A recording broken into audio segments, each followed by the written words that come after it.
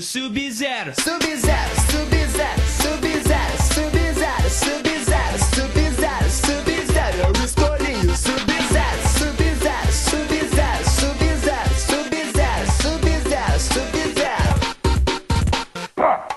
Fight!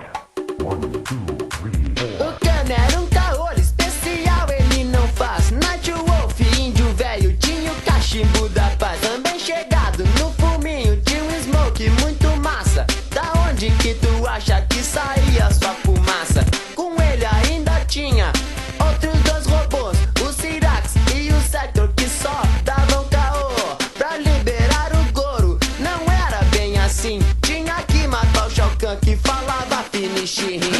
Depois de muito tempo descobri qual é que eu quero.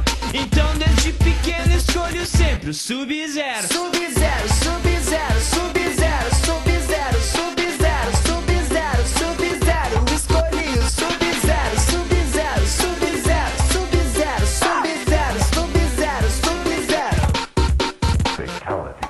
Round 1, 2, 3, O Baraka era o pior e era muito apelão. Que nem o Reptile, soltador de catarrão.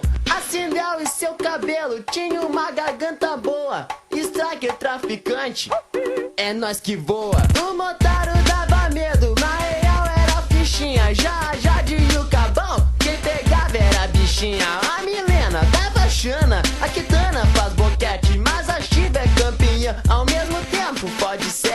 Depois de muito tempo descobri qual é que eu quero. Então desde pequeno escolho sempre o Sub-Zero. Sub-Zero,